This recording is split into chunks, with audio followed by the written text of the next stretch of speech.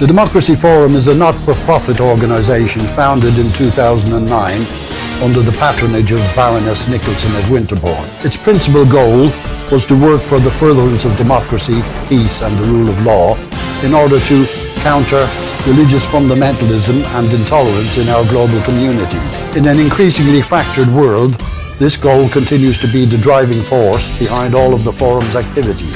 Lord Charles Bruce is the current president of the Forum. Since its inception, the Forum has hosted and co-hosted seminars on a wide variety of topics relating to democracy and human rights across the world. The Democracy Forum encourages academics, students, journalists and other socially and politically conscious people to attend our seminars and to participate in the question and answer session. Details are available on our website, thedemocracyforumlimited.com. The Democracy Forum brings you another not-to-be-missed webinar, 72 Years of Chinese Colonial Rule in Tibet. How is Tibet faring after 72 years of Chinese rule? The Democracy Forum's next discussion will question China's policy of forcing a state hegemony on the region's indigenous population, who face denial of religious freedom and a deliberate displacement of their cultural identity. In assessing the impact of China's modernization of Tibet, the panelists will also explore the economic benefits within the context of the environmental damage to the region.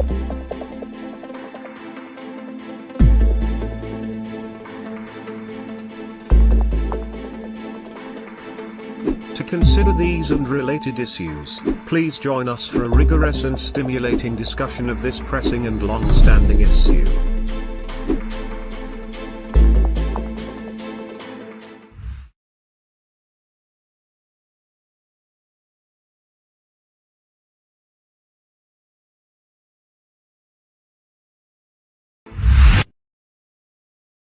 Hello, I'm Humphrey Hawksley and welcome wherever you are in the world to our Democracy Forum debate on an issue that is heartfelt for millions, has been portrayed in literature and Hollywood movies, but remains doggedly stuck in the 1950s when newly formed communist China went in Tibet and took it as its own. 3.5 million people living on the rooftop of the world with 72 years of Chinese colonial rule in Tibet. What do we really think about it?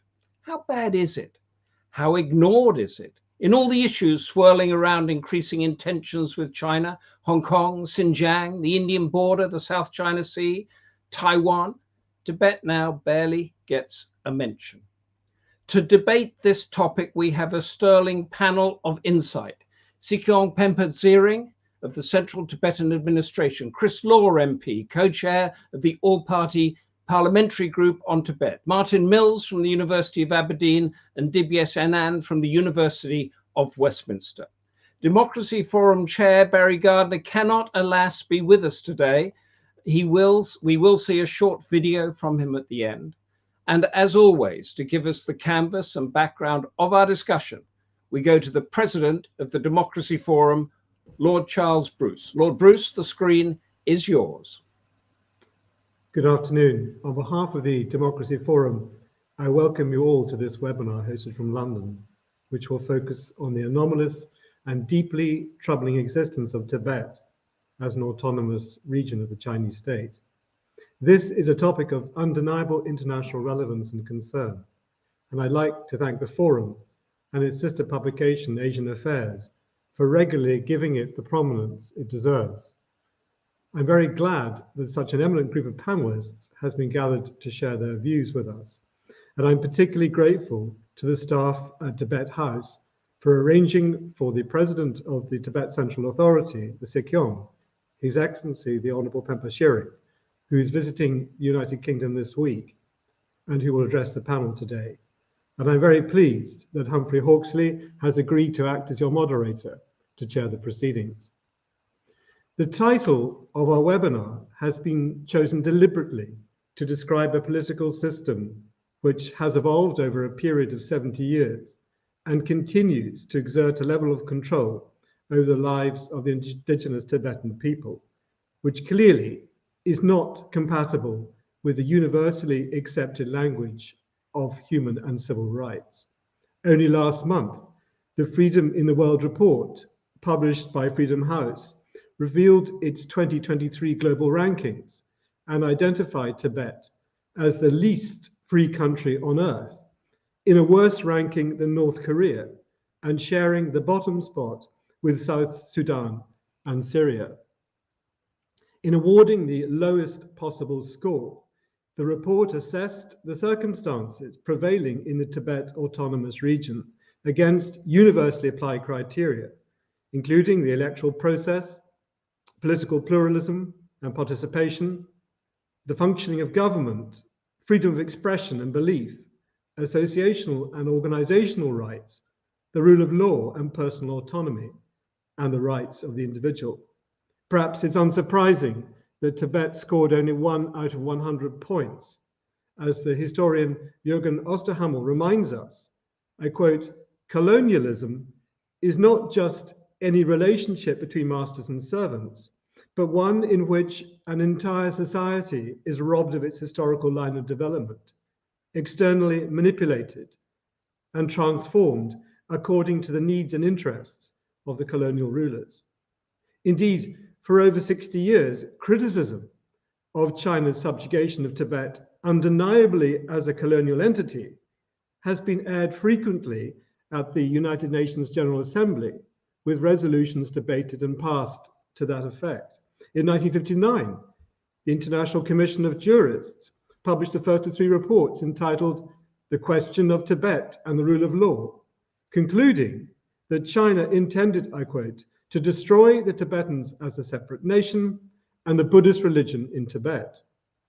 And sponsoring a parallel resolution in 1961, the Irish representative asked the General Assembly, I quote, "How many benches would be empty here in this hall if it had always been agreed that when a small nation fell into the grip of a major power, no one could ever raise their case here.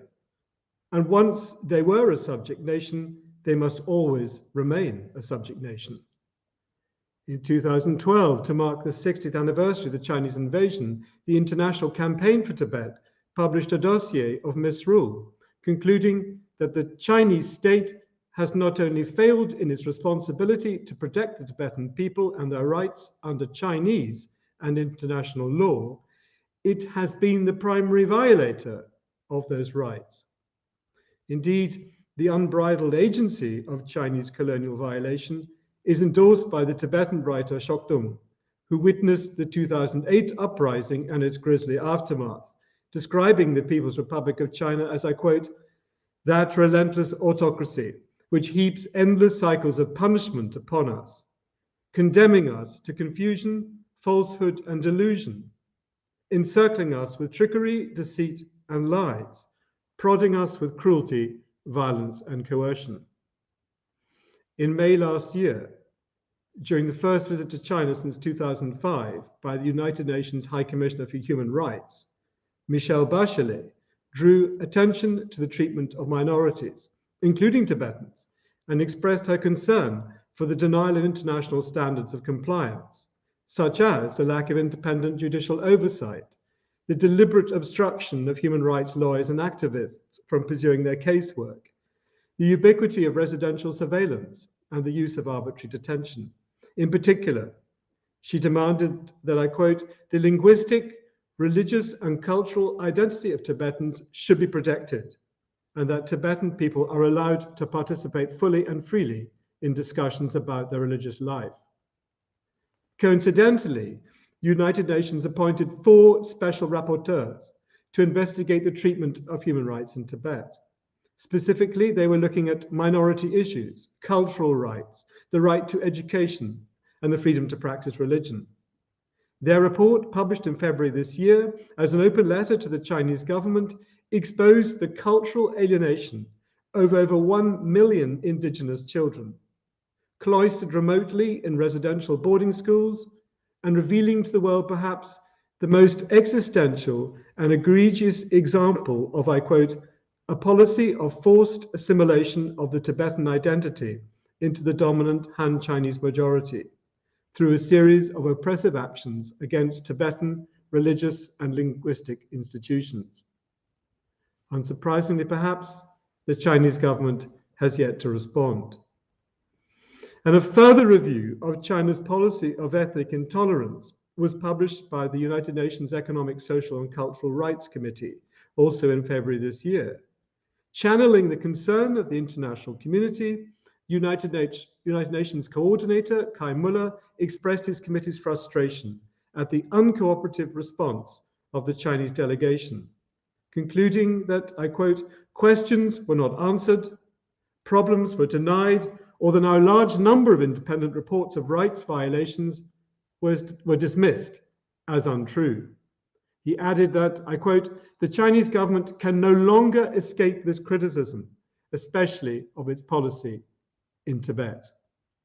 It is unfortunate, although perhaps inevitable, that such a conclusion equally could be applied to the behavior of any totalitarian regime from the darkest periods of world history in the 20th century, as George Orwell observed in his novel 1984, where, I quote, every record has been destroyed or falsified, every book rewritten, every picture has been repainted, every statue and street building has been renamed, and every date has been altered.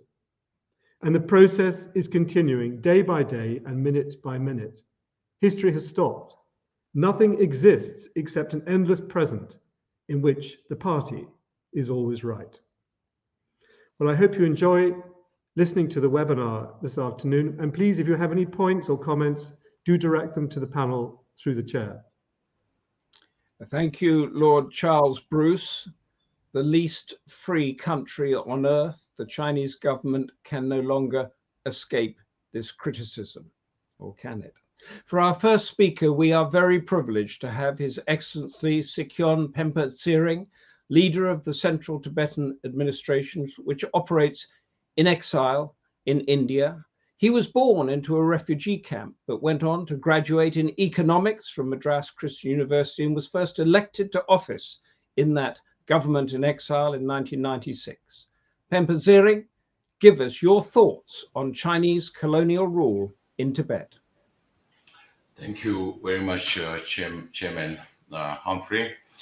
I also want to thank Lord Charles Bruce and the distinguished panelists on this webinar. 72 years of Chinese colonial rule in Tibet, and we are still surviving.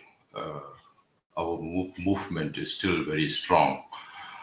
Of course, there are a lot of questions as to why you don't hear about Tibet much these days.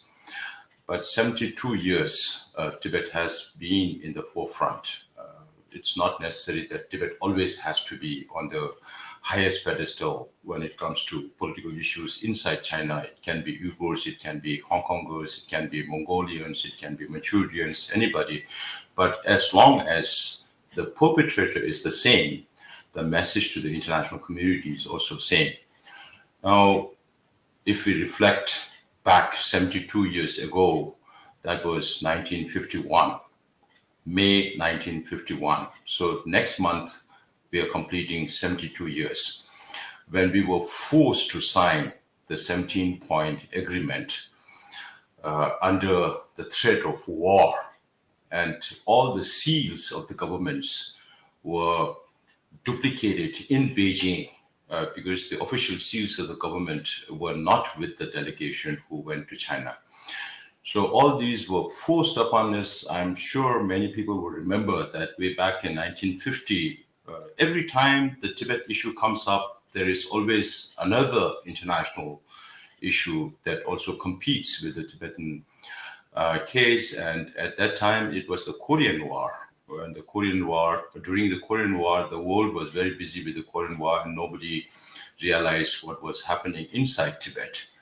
And that was just 3 years after British left India, and India got independence in 1947, and then communist China took over Chinese political leadership in 1949, and 1950 October they invaded Chamdo in eastern Tibet, and a few months after that, six 8 months after that, we were forced to sign the 17-point agreement.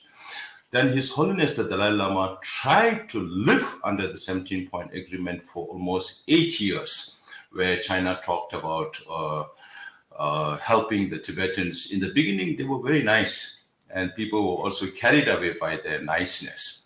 But then, after a few years, we realized, and particularly from 1956, when they started bombing the monastery in Litang and tried to collect all the weapons from the general public, then things turned for the worst.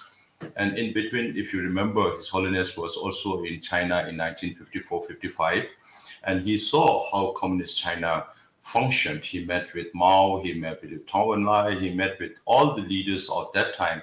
And 1956-57, His Holiness was also in India, and he saw how democracy functioned. But even when His Holiness was in India in 1956, maybe we can go back to 1950 or so. When 1950, when China started invading Tibet from the east, His Holiness was on the Indian border in Tromo, or Yatung as it's called, because it would have been easier for him to escape into India. But that also didn't happen. He went back to Lhasa, and then we stayed in Lhasa till 1959. So from 59 onwards, after we came into exile, things started becoming much, much worse inside Tibet, till you can say during Mao's era, up to 1976, till he died. And that was also the end of the Cultural Revolution. So you can imagine how much has been destroyed inside Tibet. We are talking about more than 6,000 monasteries inside Tibet, more than 1.2 million Tibetans having died directly or indirectly because of China's aggression into Tibet. And then after Mao died, Deng Xiaoping took over. He had a little more liberal ideas, and he even said that we can discuss about anything else other than independence. And then we did send some fact-finding delegations into Tibet. We also sent exploratory teams into China to find out whether there could be possible dialogues in 1982 and 84.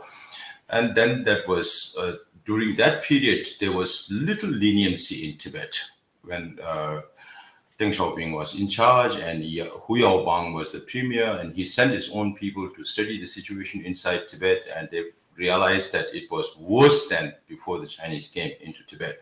So he sent back about 85% of the Chinese cadres, and Panchen Rinpoche was also released. So Panchen Rinpoche and other Tibetan leaders were very, very they took up the mantle of restoring Tibetan language and Tibetan religion within that brief period in the 80s. And then again, Hu Jintao came, and there was martial law in Tibet.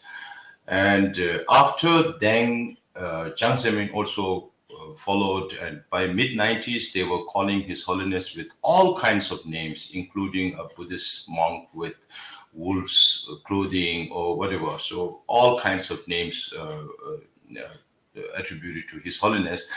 And then by late 90s, they were talking about the Western Development Plan. But the situation inside Tibet was being tightened on every level. And by 2002, we hoped for negotiation. There was contact, and for about 8 years, we hoped that China might give some serious thought on resolution of the Sino-Tibet conflict. But that was a ruse for the Chinese leadership to have no problem when they are organizing the coming out party, the Olympics. And as soon as the Olympics was over, the negotiations or the dialogue also dissipated soon after. And since then, there has never been any dialogue so far from 2010 to 2023 in the last 13 years. And let us see what comes up in the days to come. But then the situation, the result of 72 years of Chinese colonial rule in Tibet, as Lord Charles Bruce put it, the Freedom House had named Tibet as one of the least free countries in the world, along with South Sudan and North Korea.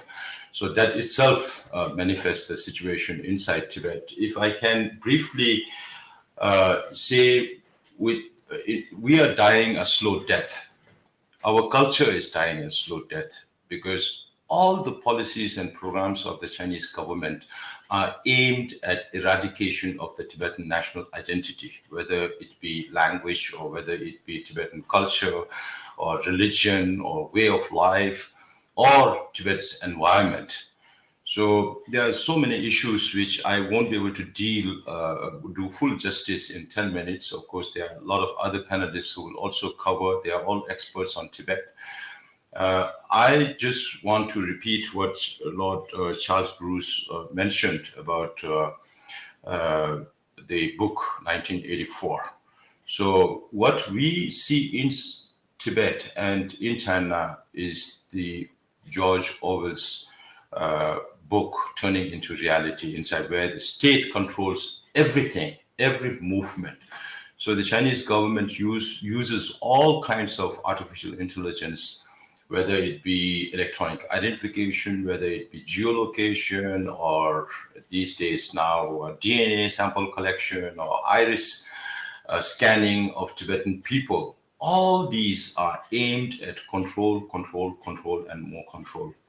Whether it's the Tibetans or Uyghurs or the Mongols or Hong Kongers or even the Chinese people. But we suffer more because if you have to travel to Tibet, it's not enough to have just Chinese visa to go to China. You have to have a separate visa to permit to go to Tibet. So in terms of language, if you study Tibetan, there is no possibility to get jobs for you. So you have to think about your livelihood also. And Lord Bruce also mentioned about the UN Special Rapporteur's report on the colonial-style boarding schools inside Tibet. Now, if you point that out to the Chinese, they point at the United States and say, how did they treat their own Indians or the Canadians with the First Nations or the Australians with the Aborigines or the New Zealanders with the Maoris and even the Scandinavians with the Sami people? But they know exactly what happened during those periods. They know that the countries that are responsible are making up to it, but they are using the same tactic to destroy Tibetan national identity inside Tibet. So that is the most unfortunate part. Knowingly, they are destroying it. And then, of course, Tibetan language is also linked to Tibetan Buddhism.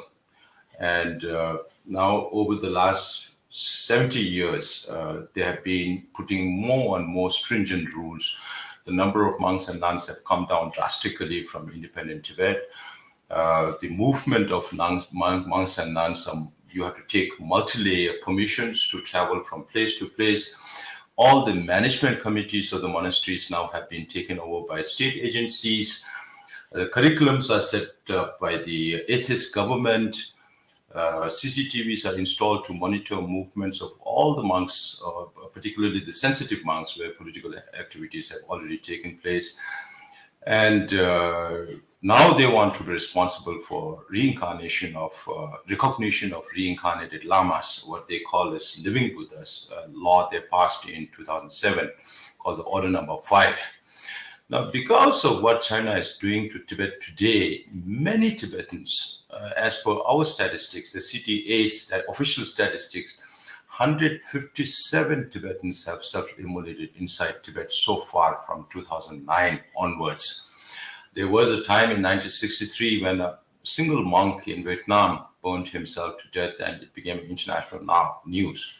But even after 157 self-immolations inside Tibet, the Tibetans, hoping against hope that the Chinese government will pay some attention to their plight, or hoping against hope that the international community will come to their rescue, but in vain so far. But I tell the Tibetans, these sacrifices will not go in vain.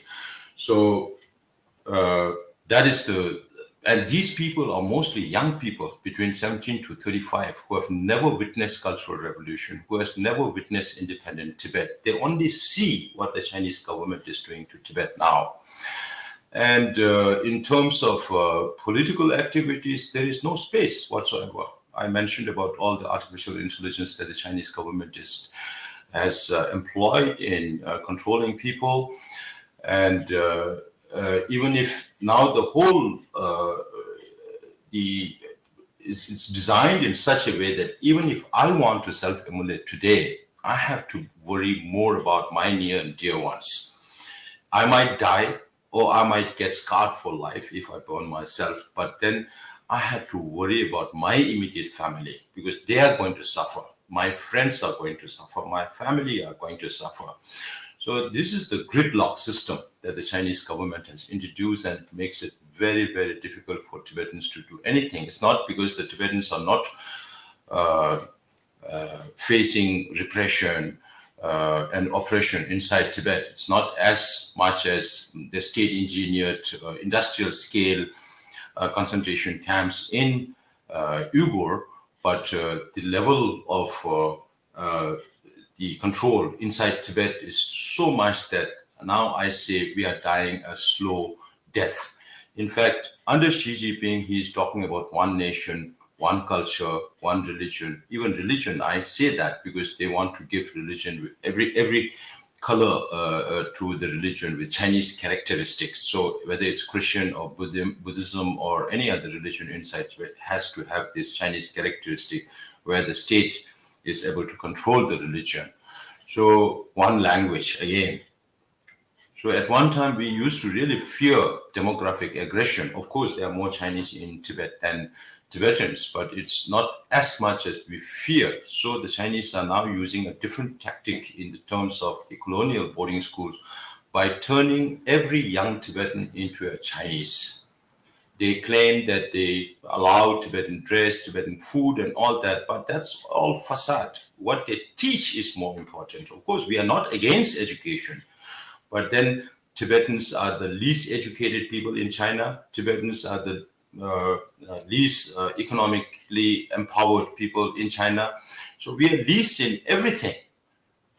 But here, providing education to the Tibetans is okay, but signification of all the Tibetans, if this continues for another 10, 15 years down the line, it's going to have serious consequences for the Tibetans.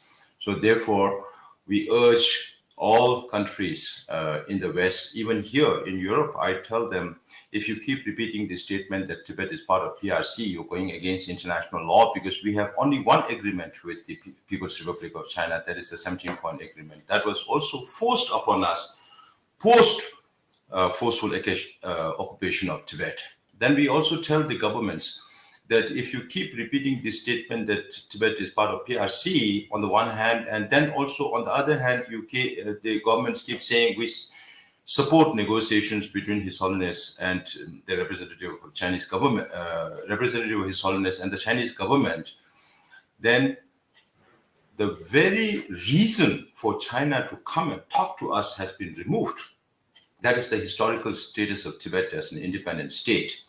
So China rules Tibet with an iron hand, and they are trying to seek legitimacy of its rule in Tibet from the international community. So the third question I always ask governments is, do you have any other country in this world who invaded another country and then ask the whole international community to say that this is part of us? Or in China also, why does China government ask other governments to say that Tibet is part of PRC? Why are they not talking about Manchuria also being part of PRC, or Mongolia or Inner Mongolia or East Turkestan? That is because the Chinese government knows that they have no legitimacy of their rule in Tibet. And we tell the international community, you have no right to give legitimacy to the Chinese government. If there is anybody who can give legitimacy to the Chinese government, it can only be His Holiness and the Tibetan people. Thank you, Humphrey. Thank you very much for that. And I'd like to take advantage of having you with us. We have a question that's come in from Epsun Yuna, and it's an interesting one because it says actually the cynical excuse and denial of any imperial colonizer is to claim they are bringing modernity and progress.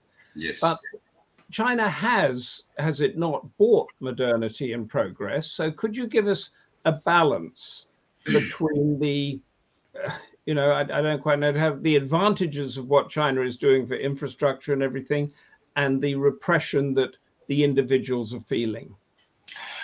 What I hear about discussions in the upper echelons of Chinese leadership whenever they talk about Tibet is they always stress on how much money they put in Tibet's development. We are also not against development. But again, the question is development for whom? Why are all these railways coming up? Why are all these airfields coming up? Why are all these roads coming up? That is because China is known as the factory of the world. So you have China going to Africa, Latin America, everywhere to feed these factories, to get raw material. And Tibet, of course, is one place where it has never been, Tibet has never been exploited of natural resources. Tibet is a virgin land. So there are so many things that the Chinese have taken away from us, a lot of cultural things. So we are not against development. We are not against materialism, modernization. But the question that we need to ask the Chinese back is, what do Tibetan people really need? Is it just economic development? Or are there other aspirations where Tibetans need to preserve their language and culture and religion? And so which is more important for the Tibetans? That is something that the Chinese government need to understand. And thank you for that. There are many comments coming in thanking you for being here. What exactly are you doing in England and Europe at the moment? We try to reach out to governments as much as possible. So during this visit, I will be visiting UK, Scotland, Norway, Denmark, and the last part is Germany. So we try to reach out to as many governments as possible and explain to them, and particularly to the Europeans, we tell them that if we need to contain China, please don't think that US alone is enough. We need more transatlantic cooperation, not competition when it comes to China. We were all responsible for creating this monster called China. So we all have to be, including transatlantic cooperation, along with all other liberal democracies around the world, to come together and make sure that China is made accountable for what they did to the Tibetans and other nationalities. And President Kumar has asked a question that I think is on everybody's minds a bit. Who will fill the leadership void after His Holiness the Dalai Lama is no longer with us? There will be a reincarnation of His Holiness. And His Holiness has, if you know our history of democracy, then His Holiness, not even 1 year after coming into exile, when we were going through a lot of difficulties, our people were dying because of heat in India. They were not used to Indian food. But still, His Holiness decided to have representative democracy way back in 1960. And that was all meant to prepare us to take care of our well-being and our political activities into the future. And His Holiness is a true democrat at heart, and he has always been a visionary in that sense, with a lot of foresightedness. So he had prepared the Tibetans to be able to be responsible for themselves when he is not there. So after the demise of this Dalai Lama, there will be another Dalai Lama. And all I can tell the Chinese government is, have you not learned enough lesson from the Panchen Rinpoche's case? Because the young boy recognized by His Holiness the Dalai Lama has disappeared along with his family. Now 34 years old, we don't know whether that young boy is alive or not. There have never been any response, just like Lord Bruce was talking about the UN special rapporteurs not getting any response from the Chinese government. So now my message to them is, whenever that time comes, 20, 25 years down the line, because His Holiness plans to live very long. So one of the things I always tell our Chinese is, let us see whether His Holiness the Dalai Lama outlives the Communist Party or the Communist Party outlives the Dalai Lama. And we'll keep it. And just one last word on that, because now I want to tell the Chinese recognized or selected Panchen Lama is not recognized by anybody, whether it's the Tibetans or the neighboring Buddhist countries. So that will be the same case if China chooses a next Dalai Lama, and we will choose our own Dalai Lama. So my message to Chinese government is, do you really need a problem that is going to last a lifetime? And we'll see which lasts the longer. Before I let you go on this session, and then I want to come back to you before 3:30 when you have to go, can you just encapsulate for us the middle way? Because we're going to be discussing it during this debate. What is the middle way? The middle way is a Buddhist concept, avoiding polarities, extreme polarities. So here in this case, the one polarity is the status of independent Tibet before communist invasion, and the other polarity is the present state of Tibet under Chinese occupation. So we have to find a middle way there, whereby the Tibetans will have the freedom to preserve and protect and use its languages, culture, and religion, and way of life, and protection of environment. Okay, thank you for that. That's an excellent encapsulation. Stay with us for as long as you can. We are now going to our next speaker, Chris Law, a Scottish Nationalist MP and the Scottish National Party MP and co-chair of the all-party parliamentary group on Tibet. And he's a politician, of course, who's passionate about Scotland's independence from Britain. So we might find out about how much that has got to do with a colonial power situation. But Chris Law, give us your argument now about 72 years of Chinese colonial rule in Tibet. Thank you, Humphrey, and thank you for that introduction. I'd also like to thank you, Sikyong, for what he's just talked about there. It's actually given a lot to the background and also what's currently going on. Just a little bit about myself, and it relates to your introduction. I actually think I've supported independence for Tibet longer than I have Scotland. In fact, when I first went to India in 1992, was when I first visited Dharamsala and learned about the plight of Tibetans who were in exile in North India. And I learned the backstory about what had happened with Chinese invasion and subsequent occupation. So my campaign for Tibet has been longer, and I must say it helps to inform also where Scotland's relationship is with the rest of the UK, because the three things that matter that need to be linked up is democracy, human rights, and international law. And if any one of those gets compromised, you can see how all three tend to be interlinked and where all three deteriorate. My role here in the UK is a member of Parliament. I have been for the last 8 years now. It wasn't something I was, many people went into politics planning from a young age. I was quite the opposite. I was a serial entrepreneur, spent a lot of time in India. And actually we had a campaign for independence Scotland in 2014, which really put fire in my belly. And in fact, I joined the all-party group on Tibet in the UK. The UK Parliament was one of the first cross-party groups that I joined, and I have the privilege to co-chair with the Conservative MP, Tim Lawton, who has been the chair for many, many years. I'm also a member on the all-party group in Uyghurs, which helps to inform and keep the debate alive and the campaign alive for Tibet, because as we know, Tibet was a testing and training ground for future repression in the Uyghur region by Chen Quango, who laid out the most surveillant, most repressive regime we've seen anywhere in the world. And I was shocked by what Lord Bruce said at the beginning about from Freedom House, where the UK comes, sorry, not the UK, that Tibet is the least free country on earth.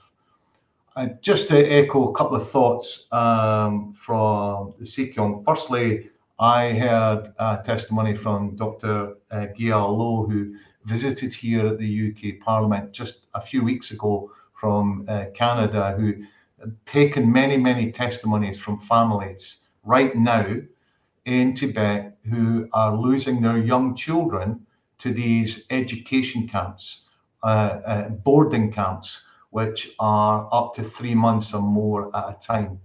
Now, boarding camps around the world are used in various ways, but this is done by the state in a manner that takes children at a very young age. And I'm reminded of what the Sikyong said, which is a slow death. Because what Dr. Gyal Lo told us about was these 4 to 6 year old children being taken away from their families at such a young age and being put into these education camps for 3 months or more at a time to learn as a first language Mandarin, and secondly, to learn about Chinese culture and Chinese politics and the rewriting of Tibet's history. What's most dramatic about hearing about this, shocking as it is what is happening to families on the ground. And it was really humbling to hear what Dr. Lo had to say to us, which was that when these children are going back home, they are withdrawn. They are keeping their families away from them. They feel separated. Any other description would be post-trauma, PTSD, where that time ripped away from their families, which is just utterly shocking and reprehensible and needs to be called out, is unspeakable, frankly. You have these young children, boys and girls, that are going through that period, which is a rupture in their own upbringing, their own love and attention from their family. It's a rupture with their own Tibetan culture and society, with their relatives, and learning the stories, the language, the history of where they're from. So I just wanted to bring that in at this stage. I could touch on the history, but I know there are other speakers. So I really want to talk about where is the UK now, and where do we go forward. I think, sadly, what's happened in the UK over the last 2 decades, particularly when Labour was in power between 1997 and 2010, is this disconnect, political disconnect between the UK's relationship with Tibet. That goes right back to the 1914 Shimla Convention, which was a legal binding relationship of suzerainty, which is a close cooperation and a recognition of Tibet as a sovereign state. And that was decoupled in 2008 by David Miliband, at the time Foreign Secretary, and more or less in a ministerial statement, without any grounds whatsoever to take that away, given the fact of our long-standing, almost 100-year relationship. I think what's exacerbated this, and this is just my own, I could go into great detail, but I know other people I want to speak, and it's really important. It's been exacerbated when the UK government, current UK government, came into power in 2010, when they basically moved away in order to allow this so-called golden era between UK and China, which is supposed to be the decade from 2015, to prosper. And in fact, George Osborne stated at the time at the Shanghai Stock Exchange in 2015, let's create a golden decade for that relationship. And in fact, Theresa May's visit in 2018, when she was Prime Minister, talked about intensifying that. Frankly, this has been done at a time when we were learning more and more about repression in Tibet, and actually starting to hear dreadful reports coming out of Xinjiang province. It was also a time when we had our 2015 National Security Strategy and Strategic Defence and Security Review, which did not even mention China. China was neither mentioned alongside Russia, even although they were going against international law. So to give you an example, Russia had invaded Crimea and annexed eastern Ukraine, yet at the time we were not clear about human rights and international law. That, to give some hope to those listeners that are on this webinar just now, that is changing. I'm not saying at UK government level, but it is changing across the House. There's been a broad coalition of MPs on all sides that have become increasingly disturbed by not only what's happening in Tibet, what's also happening in the Uyghur province, but also in Hong Kong. More has come out in recent times, particularly about surveillance going on here in the UK, these so-called spies that we're having that are popping up across the UK, and where there's been repression put against people who've spoke out against it. 5G mobile home network is now being rolled back, taken out of our networks by 2027 in the UK, and mobile providers will be banned from buying new Huawei 5G equipment by the end of 2020. So the UK has a role. It's one of the biggest buyers of Chinese goods and services, and it's still one of the 5th or 6th largest economies in the world. And what was the Chinese ambassador's response to, for example, the removal of Huawei kit from 5G networks? And I have the quote here. It says, if you want to make China a hostile country, you'll have to bear the consequences. So for those of us who value democracy, human rights, and international law, that should be crystal clear that that's a direct threat. and that's also a threat to national security. So speaking up against China is the minimum we can do, but we should be calling out each and every time people's either within the territory of China or occupied by China who are finding that their democracy, their human rights, and where breaches of international law are happening should be called out. There is now, in the last year or so, in fact, this year, the UK government in March last month published a refresh integrated review, and now is starting to look at what's China's role in the world.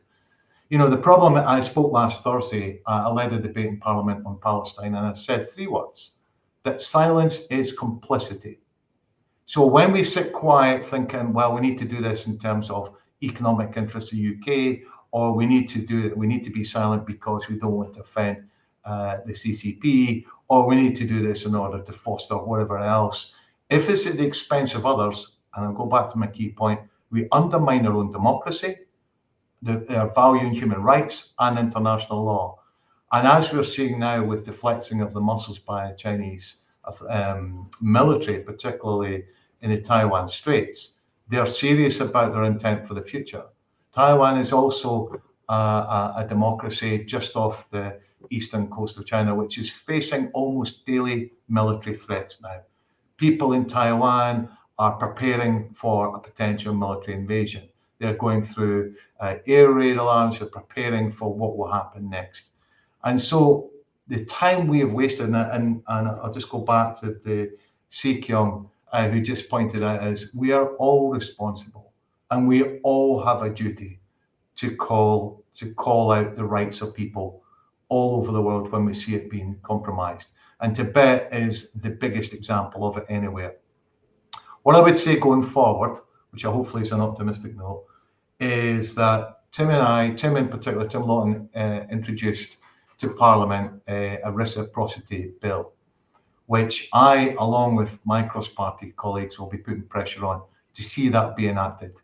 It's similar to the one in the the US, which means that we look at the size of the delegations that have been allowed to come to the UK, and if that is even remotely being reciprocated to go into Tibet. I should add that 3 times as many delegations come to the UK than what there is going to China, in particular Tibet. And many of our colleagues, including Tim Lawton, have even been sanctioned as a result of speaking out against Tibet. For whatever reason, they haven't sanctioned me yet. I'm sure my time will come. I would wear it as a badge of honour. And for those who have been sanctioned, I know they have, and it's very important. But now is the time to put pressure on the UK to act. It has a historical relationship with Tibet that goes back 100 years. We should be looking at suzerainty being restored.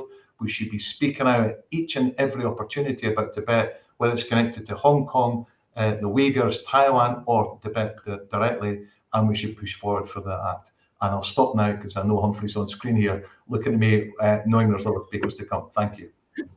Thank you so much, Chris. Well, I'd like you to clarify something that struck me when you were talking about the brainwashing of children, essentially, by taking them away in Tibet. We've heard a lot about this in Xinjiang, but this is a similar situation, is it? Could you give us the differences and similarities of what is going on there?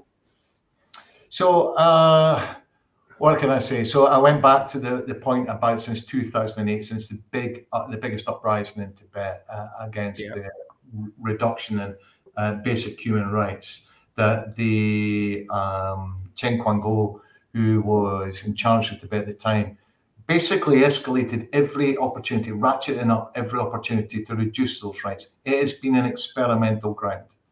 And it's only in recent year or two I've started to hear it being debated. Well, look, this is now the same person who's in charge of the Xinjiang Uyghur Autonomous Region since 2016, and he's rolling out and replicating the lessons learned in Tibet, which includes these mass detention centers. In terms of education side, they call them re-education camps. I can't talk to the information or the lack of information of 4 to 6 year olds, but we do know that those who are in these re-education centres, and we have repeatedly individual horrendous tales told to you in Parliament, of people basically being taught that their own culture, their own society, their own history is either wrong or untrue, and the one China, if you want to be part of China, it is this way, because there is no other way, and that is the way it's to be. So what has been happening in Tibet for quite some time under Shenguanggu is now happening in the Uyghurs. And if we don't stand up to it now, we're going to see it replicate again and again elsewhere. And my very last point, Humphrey, sorry, is that China's not exclusive in this. Other countries are watching, listening, and learning. And so it's imperative. So Tibet's voice is imperative because, frankly, it's the first country where that grand experiment went on, from occupation to completely trying to rewrite its entire history and its future. Yeah, it's thank you for that. I want to ask you secondly about the middle way, and like the Sikyong's view of your answer to that, because of your SNP hat, as it were, and independence hat. If you have the extremities that you've got in Tibet and the kind of devolution or autonomy that you've got in Scotland, where would you think the middle way with Tibet would be with those two bookends, as it were? I think that's a great question, Humphrey, you've asked, because the UK has got 3 devolved parliaments, Scotland being one of them, and devolution is quite unique in the UK compared with other federal systems elsewhere in the world. I think so long as the lessons I'm learning and have learned from devolution is this, that so long as if this is to be a middle way approach where there is a powers to be reserved under the CCP, under China, and devolved powers, which are whether it be over education, health, multi-faith, whatever it might be. The key point of this is it has to be made sure it's enshrined from the beginning, so it's a relationship of equals. Just to give one example, democracy in Scotland is being currently eroded on a number of levels. We now find out we're unique in the world, Scotland is, of having no legal route to having the democratic expression of whether it wishes to be independent in the future or not. We know that from the Supreme Court ruling last November. And even although we have a majority in Parliament in Scotland for independence, you've got a coalition. I think the second thing is in terms of your relationship in the world, you need to make sure, and Sikyong doesn't need to be told this because he knows it already, is to reach out and continuously talk to your international partners at a national level. In the last week, I've asked a question in Parliament, why is it the UK thinks it's okay to tell our UK ambassadors to tell the world that Scotland cannot interact directly through Scottish ministers for the Scottish Parliament, which I find frankly appalling, and I'll be writing to those UK ambassadors in time, not least because that partnership is paid for by all sides. So if the middle way is to look at devolution, I'm more than happy to give you some of the lessons that we have learned and are learning as I speak. Sikyong, Penpa, Tsering, if you're still here and across that, which I hope you are, could you comment on what Chris Law has just said? Now, I think His Holiness is always thinking about the common interests rather than individual interests, whether it's an individual person or a community or a country or a nationality within that. So His Holiness has said this many times, and His Holiness has also said Scotland is an example for us to get devolved power in terms of autonomy, and South Tyrol is another example that we were looking at as an autonomous state. So, of course, what will come out will depend a lot on how China sees that. So we will have to keep working on it until we are able to reach a resolution on the Sino-Tibet conflict with the government of China. We will keep continuing to reach out to the international community, whether they like it or not. It's a different matter. So all I can say is the Tibetan spirit inside Tibet is still very much alive, even after 72 years. And we tell the Europeans, please don't look at us only from the perspective of a victim of communism. If you can look at us as partners to bring about positive changes inside China in the future, then you need both internal and external forces. And we are the internal forces, the Tibetans, the Uyghurs, the Mongols, the Hong Kongers. And if you want to include the Taiwanese also, they are also facing the same problem. So if we want to bring about changes, then we need collective responsibility of everybody, including Tibetans, Uyghurs, and Mongols and Hong Kongers. Okay, that is the interesting, the Tibetan-Scotland link, and you're heading up to Scotland, aren't you? Yes, I am. Yeah, that's very. We're going to leave that there. But any thoughts on this fascinating middle way? How far to go? There is a thought that as you were speaking there, that crossed my mind. That of course, if you give too much devolution, the next thing they want is independence. And we have a question here which we can think about from Chanda Bahadur as, will Tibet regain its independence, and what would need to change in order for that to happen? Let's return to that in a moment, but right now I'd like to go to our next speaker, Dr. Martin A. Mills, Senior Lecturer in Anthropology at the University of Aberdeen in Scotland and Director of the Scottish Centre for Himalayan Research.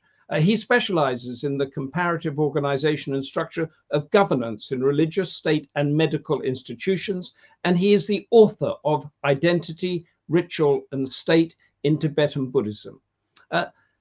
Martin Mills is going to dig deeper for us into the middle way policy, which actually carries the endorsement of the White House as a means to protect Tibetan identity.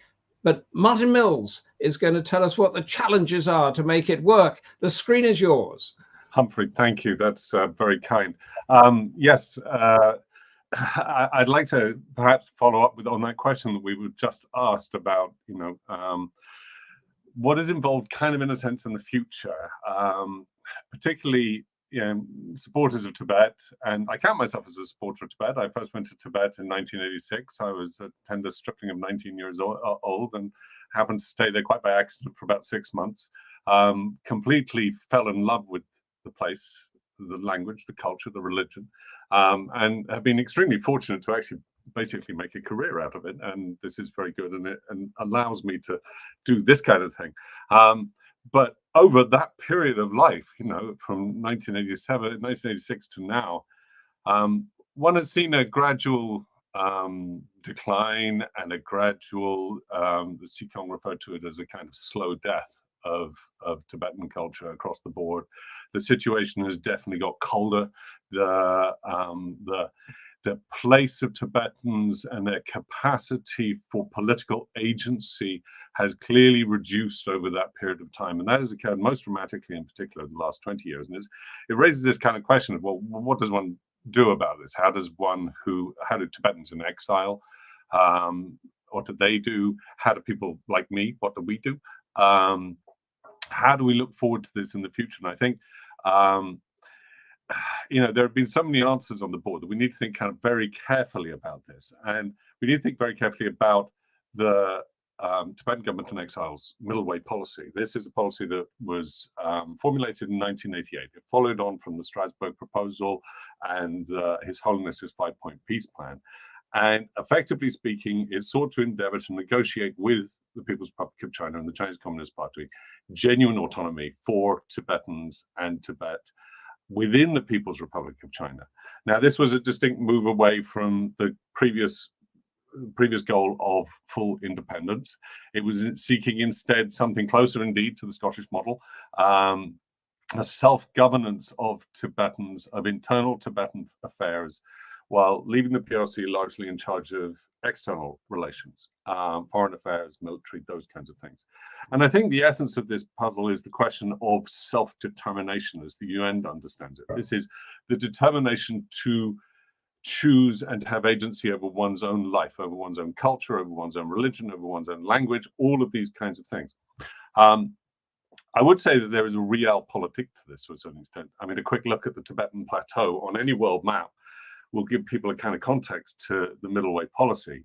Tibet, in case you didn't know, is a very large place. It's about 1 million square miles, and that makes it the size of Western Europe.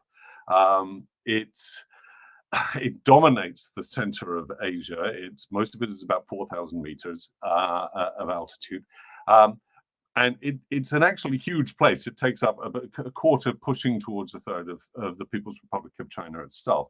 But in the end of the day, it is a country of 6 million people with limited infrastructural capacity, largely because precisely of the harshness of the environment that Tibetans are used to live in, that Tibetans have thrived in, that the Tibetan civilization has grown up in really over the last 1,300 years since, depending on precisely how you count the beginning of Tibetan civilization. We could go back a lot further than that.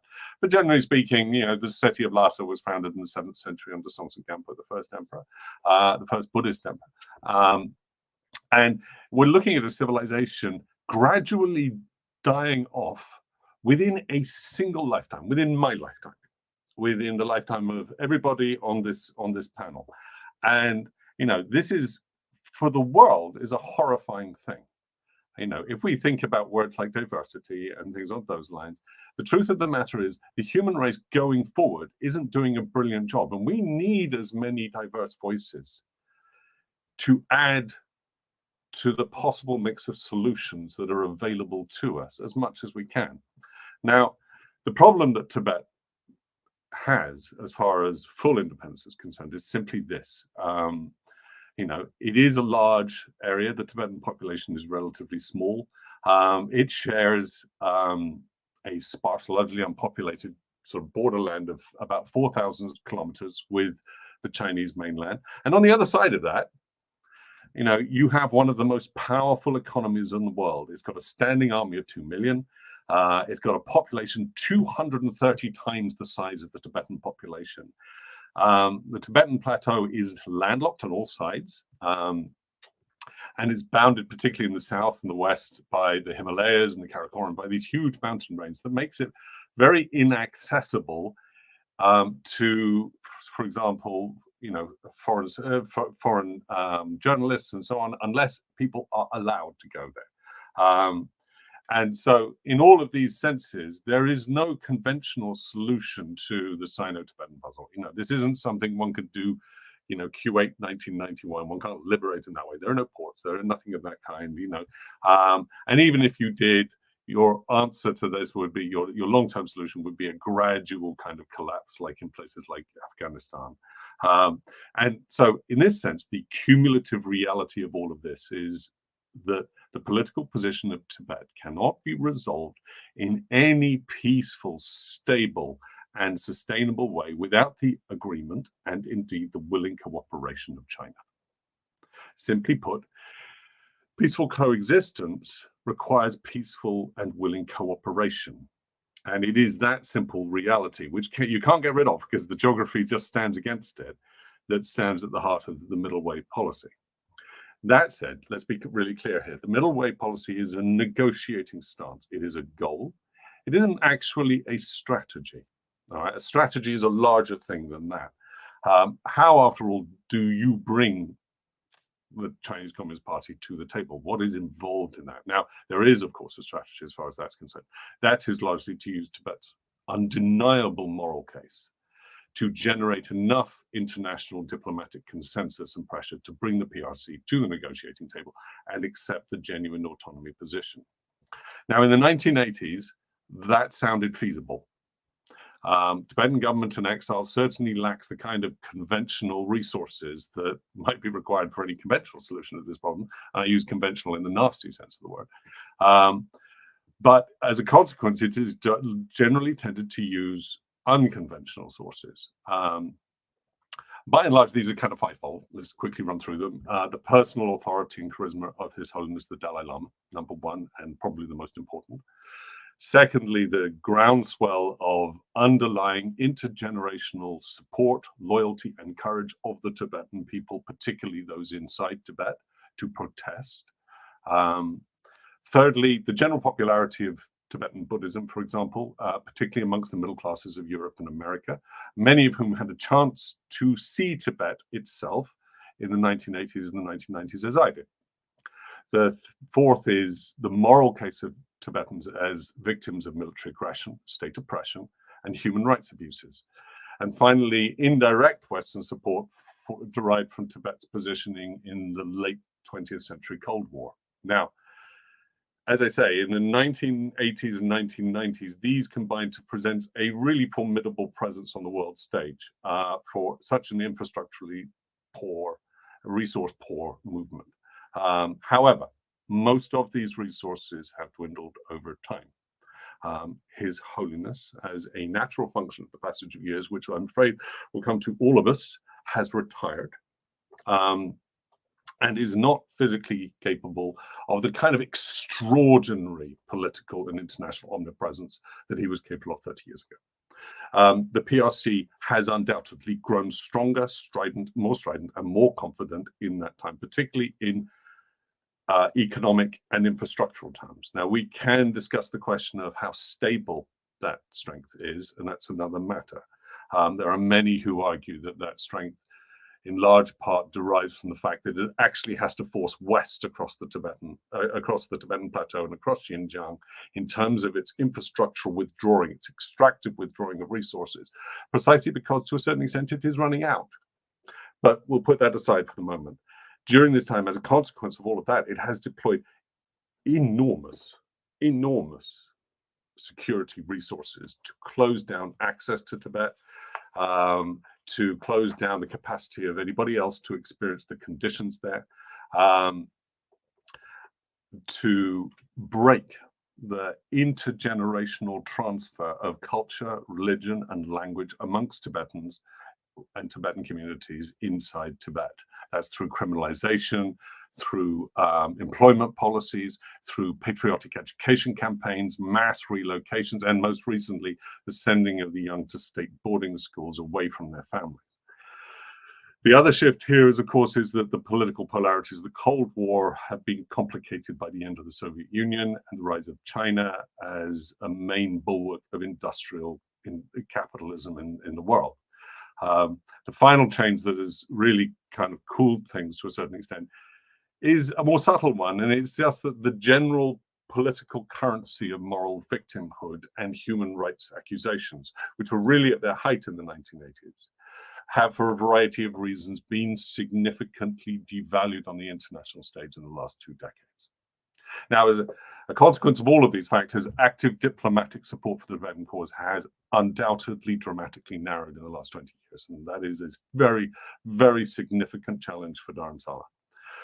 To the extent to which, to a certain extent, actually, it has become largely secondary, if at all, to media accounts of issues in Xinjiang. And the Uyghurs of Xinjiang used to look to Dharamsala as actually a kind of model for a successful campaign.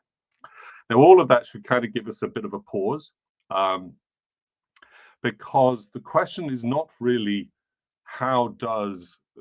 whether or not the middle way, which is sometimes controversial amongst Tibetans in particular that think full independence is the way forward. But it's not about the goal. The goal actually, to my thinking, always made sense.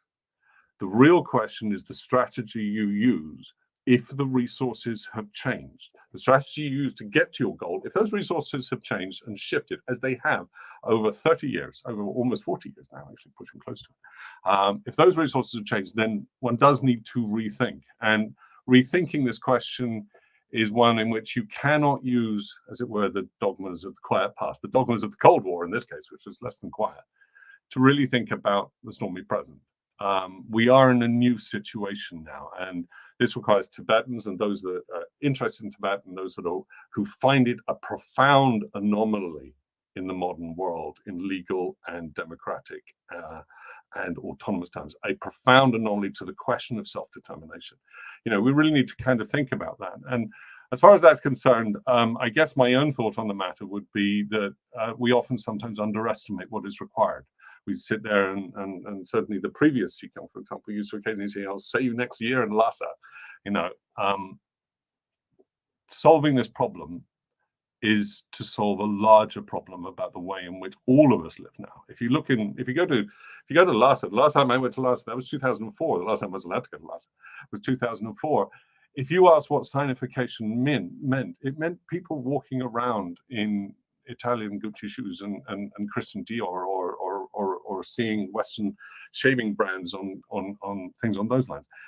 Tibetan culture is undoubtedly dying, but the more interesting puzzle there is that if you look at, for example, Han Chinese culture, with the exception of language, it has effectively died. I remember having this argument with a Chinese party cadre about this, and he sat there and said, you know, our forms of architecture, of clothing, of etiquette, all of these things, with the possible exception of the language, have gone. We no longer have them. Now we eat in McDonald's. So the real question is, what is the larger picture that is being changed? But also there is this kind of question that what is involved in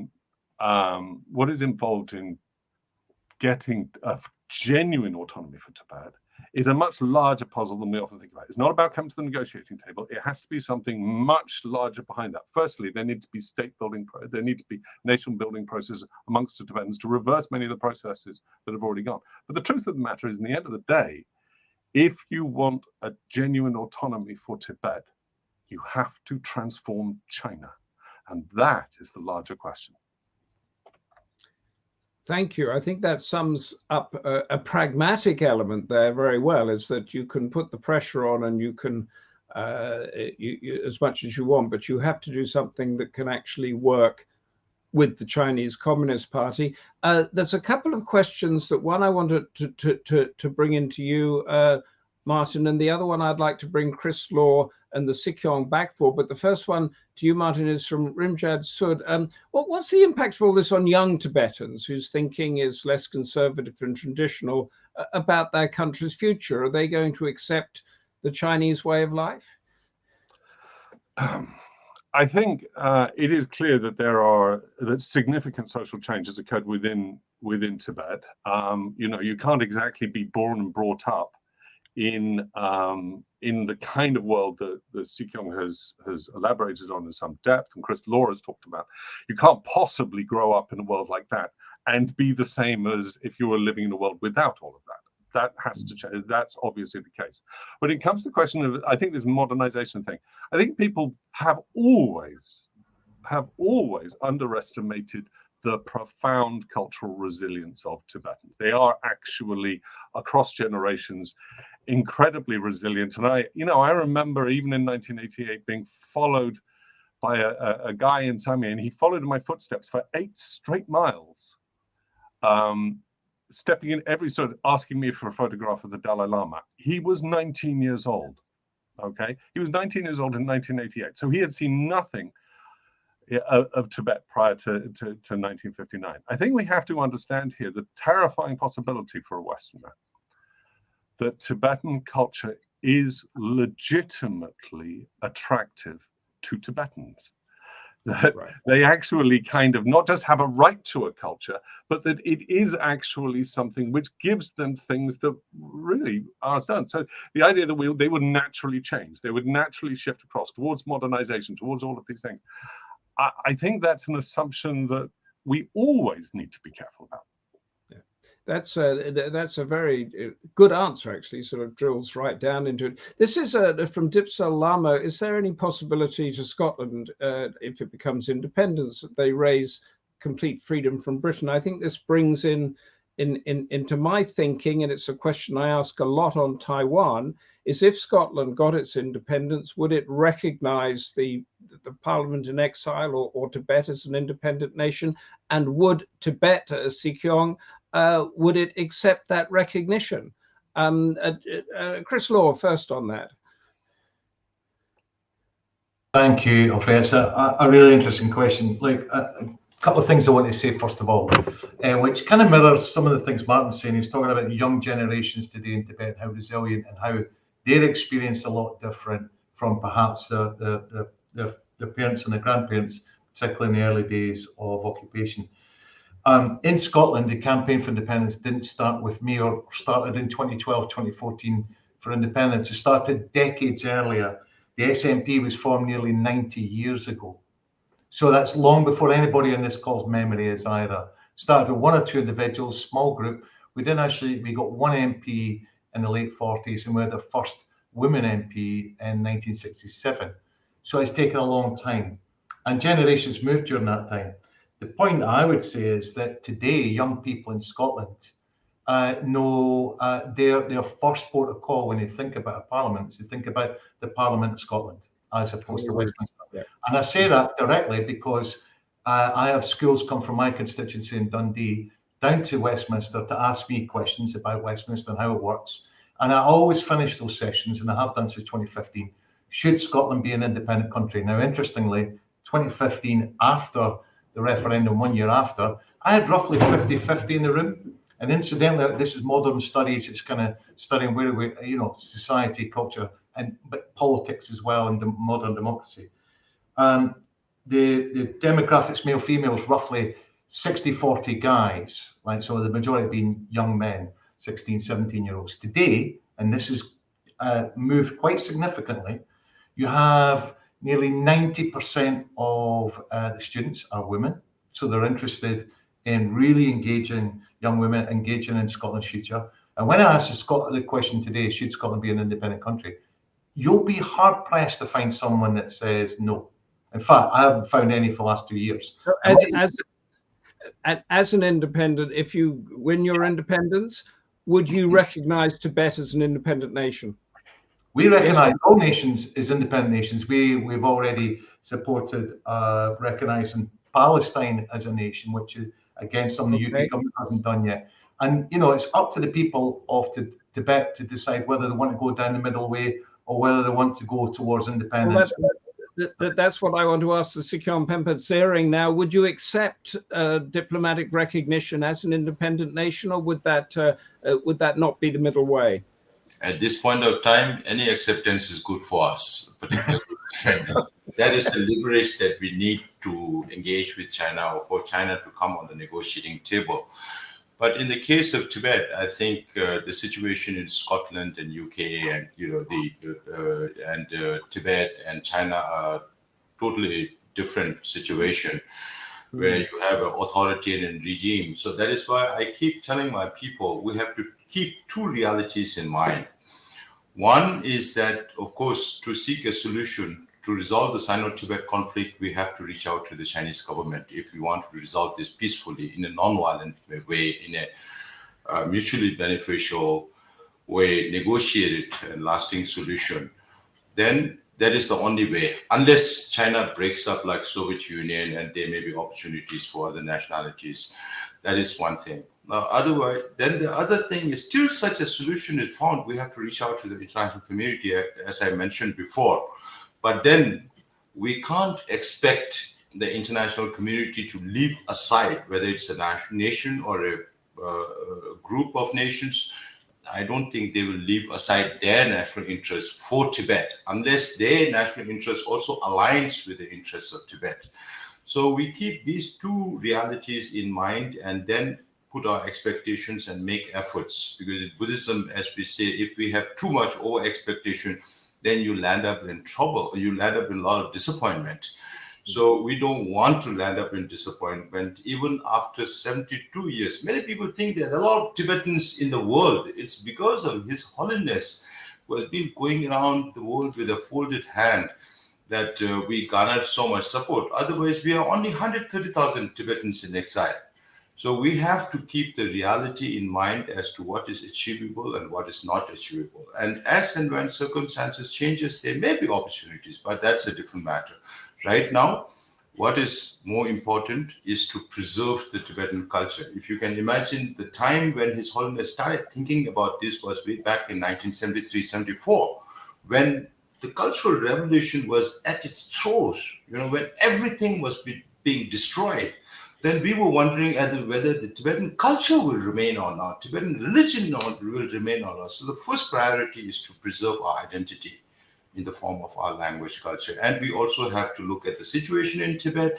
We have to understand China. We have to understand the international scenario and then move forward. It sounds very much that you have got some very skillful diplomatic dancing to do, as it were, to keep all these balls in the air. Stay with us for as long as you can. Our final speaker is going to wrap the argument for us. Dibyesh Anand is the head of social sciences at Westminster University and an author of Tibet, A Victim of Geopolitics. He has argued that both Western ideas and practices are complicit in Chinese control of Tibet, and is going to discuss now this general lens that we've been talking about of colonization and China's role as a colonizing power. Dibyesh and Anand, the floor is yours. Thank you, Humphrey, and thank you, Democracy Forum, for inviting me here. And I am glad that I'm going last because I listen to everyone and broadly agree, more or less, not all the time, with previous speakers, but I also have this task of bringing it all together and then taking the conversation further. That's the important part, right? It's not about what we discuss here, but what we do next. Now, a couple of points I'll make is, and I do agree with Sikyong here, that we are dealing, of course, there's similarities between liberation movements and colonial occupations in different parts of the world. But there's a big difference vis-a-vis China and Tibet compared to, let's say, Scotland or any other part of the world or many other parts of the world. The difference is we are not only dealing with colonial occupation, but more crucially, we are dealing with colonial occupation by an authoritarian state that sees itself as a liberationist state. So colonial occupation is common.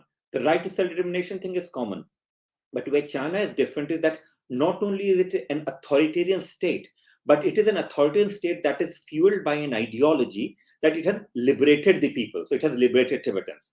And this is important to bear in mind because China has been very effective in convincing significant public opinion in the world and significant public opinion, of course, within China, that it is in Tibet because Tibet was always part of China, but more crucially, that it is doing good for Tibetan people. So the idea is that they liberated Tibetans from feudal occupation, they liberated Tibet from the old theocratic system. And we have to bear in mind that China has been quite effective in its propaganda and its views.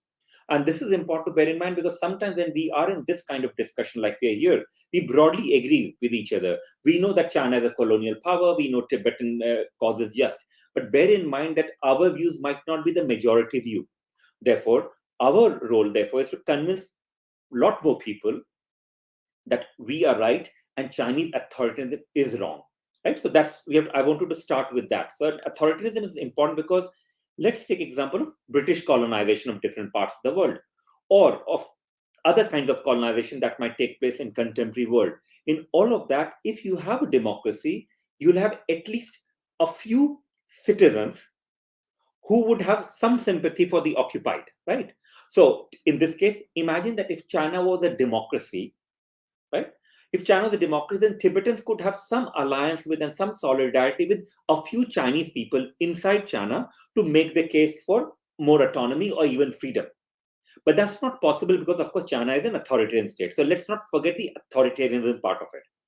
Now, in 1959, the International Commission for Jurists, they talked of Chinese rule in Tibet as clearly colonial and imperial. They use the word colonial and imperial. Yet, if you look at much of knowledge production on Tibet, and I'm talking of Tibet studies, of which I'm also part, Martin are part, many of us are part. Between 1959 until today, there are very few of us, and I can tell you, there are very few of us who use the word colonization for Chinese rule in Tibet. Various reasons. There are very few people in the world who use the word colonization or colonial rule rather than simply saying occupation or military occupation. So I'm glad that in this Democracy Forum, we're using the word what it's the most appropriate, which is Chinese colonial rule. And it is important to recognize it as colonial and not simply military occupation, because military occupations are relatively easy to challenge. You have a military occupation. If military is forced to withdraw, the occupation ends. But colonization is more difficult to remove because colonization is not only about military occupation, political occupation, territorial control, control over economy, society, which is all taking place. But colonization is also about paternalism. The notion that the colonizers are there for the good of the colonized. So when British were ruling different parts of the world, they said, we are in Kenya or we are in India because Indians are backward, Kenyans are backward, and we are here to help them, liberate them. And that is the exact language which China uses in Tibet. We are here to liberate Tibetans. Now, the crucial point which I think Sikyong mentioned and others also mentioned was that is there any way in which Tibetan population can ever say to Chinese government that I'm sorry, but we never asked you to liberate us. Who are you to liberate us? And give us our right or freedom to decide whether you have liberated or not. That mechanism does not exist. And that is what makes Chinese rhetoric of liberation and Chinese rhetoric of freeing Tibetans from old feudal structure, very much colonial. And therefore, in terms of when we are waging this battle, and it is a battle, frankly, of public opinion, of public diplomacy, we have to constantly remind the world that just because China claims and China does invest in Tibet economically, just because China has built railways, etc., China is bringing some kind of modern development, right, does not imply it's not colonial, because colonization was always about not only control of the population, but also shaping the language through which occupation was seen. So presenting the colonized as weak, backward, people who need the more progressive people to liberate them, right? So in this case, China will say the Han population is the advanced civilization. They are there to help the younger brothers, the Tibetans and Uyghurs and other people. And they constantly use that language. And we have to get better at identifying that paternalism and pushing back against it. Because broadly, well, as a Tibet studies, frankly, if you ask me, I don't have much hope from it, because much of my Tibet studies scholars keep quiet when it comes to political notion of China and Tibet for various reasons. But for Tibetan movement, for those of few of the scholars who support Tibetan movement, and I'm very clear about it, whether it's middle way or Rangzen, freedom, that's for Tibetans to decide. I may have my own views, right? But I have no right to impose on Tibetan population what I think is the right view. And that have to be very clear. But as someone who has strong solidarity with the anti-colonial struggle of Tibetan population, I would always say that let's recognize colonization, let's challenge it at every single stage while we wait for an ideal moment where empires collapse. And remember, all empires collapse one day. Fine, there might not be much hope of China collapsing or Chinese empire collapsing one day. Who knows what happens in 2 centuries or 1 century. Until then, of course, Tibetans will survive. But the battle which we can still win is the sort of opinion around the world where at the very least we make it clear that Chinese rule in Tibet is a colonial rule and not simply just another military occupation, colonial rule. Because once we shape the opinion that it's a colonial rule, can we talk of decolonization? Can we talk of anti-colonial thing? Right? That's something to bear in mind. Now, if we take example of Tibet and China relations since 1951, and I'm talking 51, not 1959. 59 is where His Holiness comes into the exile, right? 1951. Between 51 to 59, there was an accommodation between Tibetan government, the traditional Tibetan government, and China. Now, as Tibetans then knew, and as historians will tell you, that it was not actually even 1956, by the way. Even in 1951, it was very clear that China did not see that arrangement of peaceful coexistence as a long term. That was a strategic move on part of China and Communist Party of China to give some time before they consolidate militarily and politically in Tibet. Right? That was very important. They did that. So whether it's Xi Jinping time or Deng Xiaoping time or Chairman Mao time, more liberal times or not so liberal times. Frankly, the desire of PRC, desire of Communist Party of China to have complete absolute control over Tibetan population has not changed. And that's something to bear in mind, right? So the phase of colonization might change and go up and down, but it hasn't changed in terms of the desire to colonize, right? So that's important part to remember. Now, in terms of why insist on, and okay, as someone was pointing out that now what can international community do? And the one thing we have to do is, of course, and I agree with the Chrysler and also Tim Lawton, who was at my university last week. And by the way, Sikyong will be at our university, Westminster in London on Wednesday. We'll have some conversation on that. It is important to stand up to China. So once we recognize Chinese colonial rule in Tibet, and I don't need to explain how it's oppressive, other speakers have done it. What can we do to stand up? Remember, with bullies, if you give in to bullies, anyway, you're lost. But we have to stand up. Now, does it mean that it will make much difference to Chinese rule in Tibet? Maybe, maybe not. But if we do not stand up, we will definitely make it sure that what China presents as natural state of affairs then becomes natural. And the reason you, Humphrey, pointed out my work on how Western ideas also has helped China. Western ideas of sovereignty. China never had sovereignty over Tibet. Even if you look at empires based in China, the Manchu and the Yuan Empire, and the relationship they had with the traditional Tibetan state, sovereignty was not the language. Yet, sovereignty is a European language that Chinese learned much quicker than the Tibetans, and they exercise that sovereignty over Tibet, right? Absolute sovereignty. Then China insists to the rest of the world that we have sovereignty, you have to recognize us. One China, recognize us. And China has been very good and effective in that, and we have to therefore counter that on it. Again, I'll not go into how we can have solidarity, but I do want to talk of two important things. One is about role of India.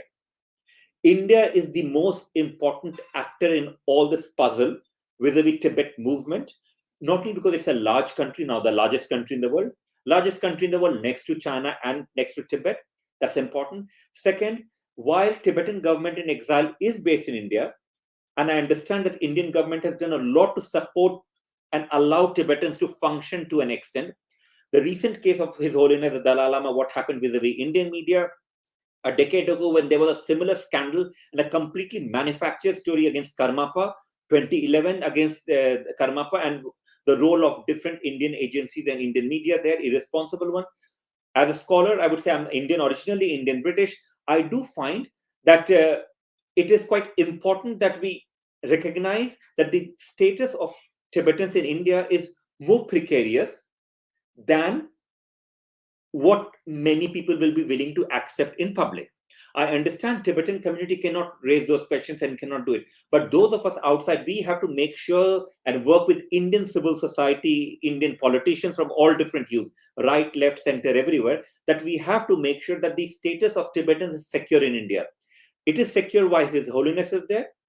But let's say in 20, 30 years' time, we cannot take for granted the hospitality that India has provided. So we have to work together, and I think the onus is not on Tibetans, but the onus is on those who are Indians, civil society, as I said, political class in India, the media in India, and also those outside India who believe in some form of democracy in India, that we have to at least work to make sure that in the Tibetan community in India is secure and can flourish. And final point, the recent manufactured, again I'm using word manufactured, scandal around His Holiness the Dalai Lama. Those of us who have dealt with Tibet movement, those of us who are involved, we know how false the stories were. But please bear in mind, I'm someone who's very active on social media. But for a significant section of population who's not into Tibet movement, they are influenced by that clip.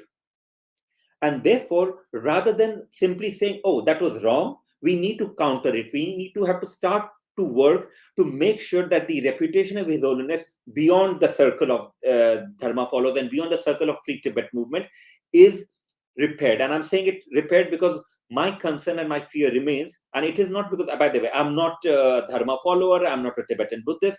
For me, His Holiness is important because Tibetans who are occupied people are important.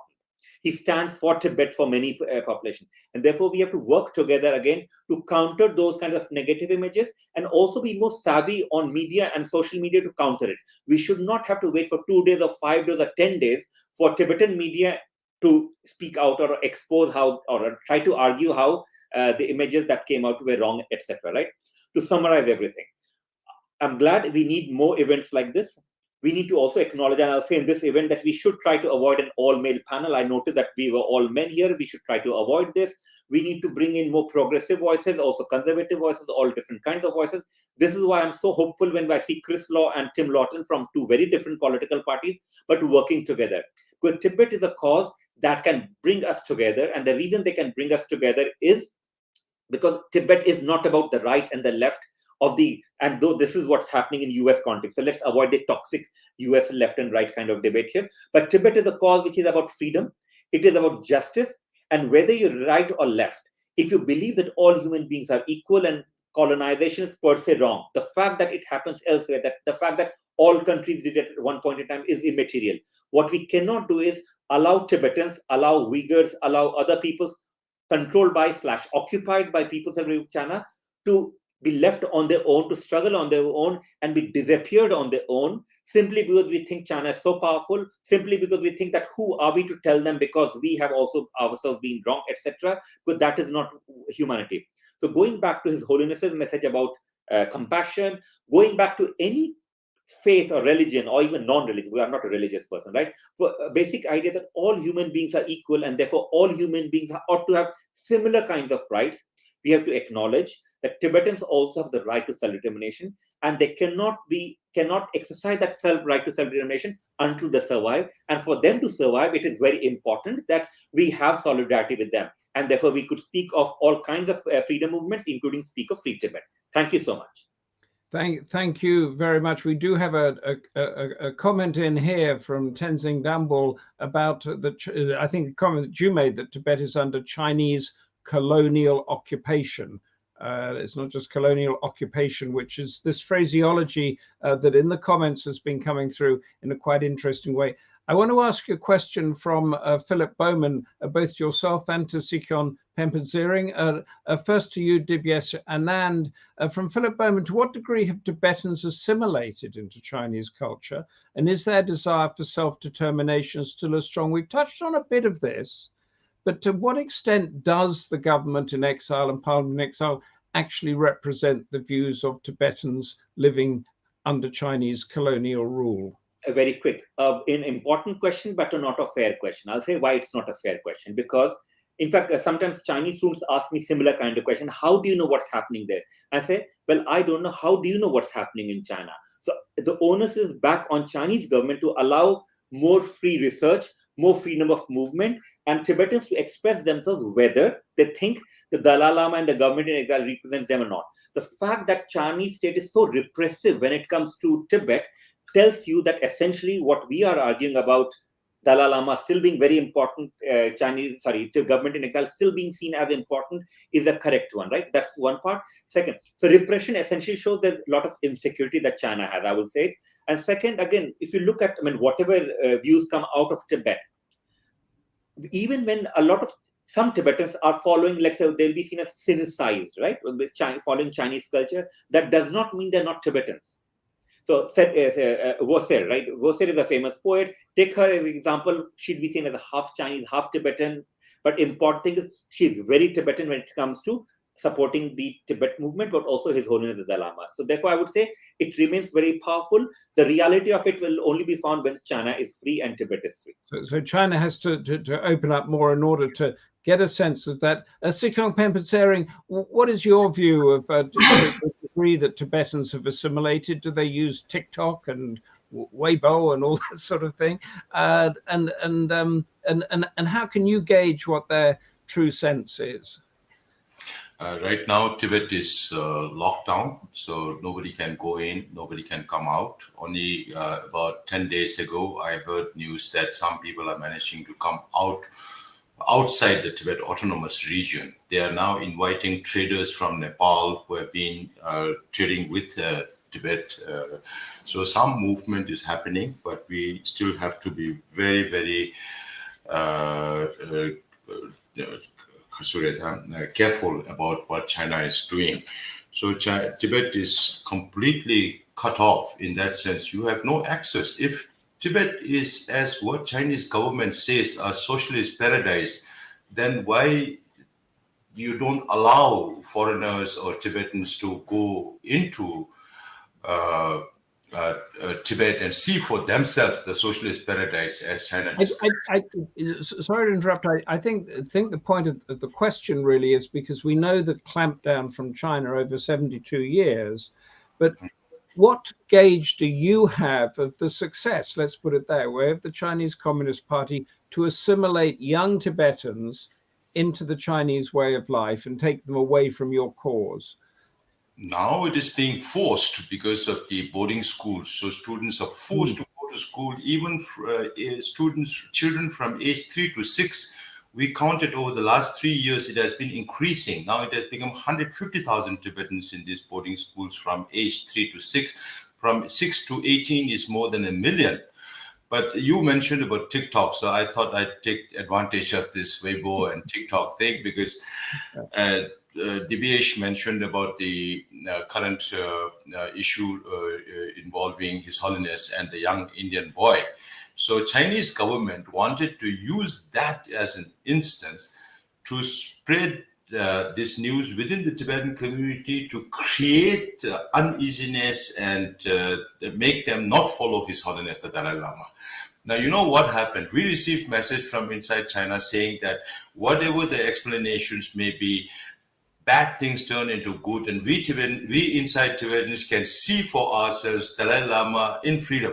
So this time they managed to see His Holiness, but in very weird forms. It was His Holiness sticking his tongue out, and the other side was Joe Biden, because they hate the Americans so much. So they have been trying this. For a few days, they spread that, and now they have clamped down again. So they don't, Chinese government, even after 72 years, failed to understand Tibetan people's mind.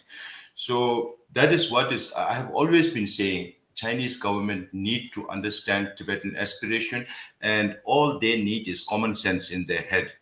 So we need to do some surgery and put common sense in the Chinese leadership's mind. I just want to go around the panel again, starting with you, and just very briefly, what is your message to the European governments that you're about to, or you're talking to at the moment? And again, you've just said, what is your message to the Chinese Communist Party to resolve this situation over Tibet? Firstly to you, Penpa, Tsering, what are your thoughts on that? So please don't carried away by Chinese propaganda. They are very strong. They are very pervasive. But it's as one Indian leader said, communism is built on lies. So to hide one lie, they have to tell another lie, and lies upon lies. And Chinese believe that if you repeat the lie 100 times, then the lie will also turn into truth. Now, this is not the age. Everybody is more aware. It's information technology, communication, everything has improved. So you cannot tell lie to the international community all the time. And I think the international community also need to be more discerning and don't look at only those the tailored videos. If Chinese government tries to do that, please try to understand the holistic issue. Because if you don't understand the whole issue, then you may always be misdirected to take certain judgments, just like what happened during this time. Yeah, like we heard about the golden era and the taking away of suzerainty. Martin Mills, what are your thoughts on those two? The message to the Chinese Communist Party and the message to European leaders? Oh, that's quite a question. Message to European leaders would be the same, which it always is, I think, particularly in the cross-party group in Tibet. We did a lot of work on climate change and things on those lines. The puzzle that we face now is most politicians live within a kind of 5-year re-election cycle, and that is there now. And they always talk about what kind of Bismarck called the art of the possible in terms of that 5-year re-election cycle. I would ask and sit there and say, okay, you need to think beyond that, and it is your responsibility to think beyond that. And ask the question that says, what do you want the world to be like in 20 years or 30 years or 40 years? Okay, how do we get there from where we are right now? And this is the kind of puzzle. Everyone sort of says, oh, well, these things are not possible. We can't do them. That's realpolitik. But it's usually realpolitik within a 5-year cycle, basically. The real question, and this is what we expect of our elected politicians, is actually that they look to a future and say, what does a future for example, in this case, the Tibetan cause, what should this look like, and how do we start that process right now, right here? What do we do now, rather than worrying endlessly about the present? Okay, thank you very much. And to Chris Law, in 20 years' time, I suppose you want an independent Scotland. What is the message to the Chinese Communist Party and European leaders? Well, I hope it'll be sooner than that, Humphrey, first of all, in 20 years. But I think the important point I would make, very simply, one is this isn't going away. What the Sikyong said is that the spirit is high amongst young people, although their experience is different. So that's really important. I think for Scotland in its own journey, we want to be a good global citizen. And to be honest, again, going back to Sikyong about working in partnership with China, whether that's successful or not, I don't know. But you do need to work in partnership with the world. And that means sharing the things that make Tibet unique, sharing the things that are going to become policy one day. Things that people aspire to, things really important. And lastly, the whole thing on the Dalai Lama sticking his tongue out. Let's not forget it was Albert Einstein on his birthday many years ago that did the very same thing. So he's up there with some of the best in the world. So that would be my message. Keep going. Okay, thank you. And finally, Dibyesh Anand, message to the Chinese Communist Party, message to Europe. Communist Party, be a true communist, which implies work for all human beings, treat them equally, and end the state. Remember, the whole idea of communism is end of a classless, stateless society. So end with your state, which you have, and be actually People's Republic of China rather than Party's Republic of China. That's the message for communist parties, for them to disband themselves. And for Europe, the important idea is to, with all the flaws and all the challenges which you face, let's not forget the importance of democracy and human rights. It cannot be non-universal. We have to speak for right to self-determination and democracy here, elsewhere. And just because we have got some things wrong doesn't imply we have to keep quiet about what is happening elsewhere. Therefore, it's not about selling out. It's not only about selling out to China, but it is about speaking for and supporting and being in solidarity with all occupied people, all oppressed people, in this case, Tibetans.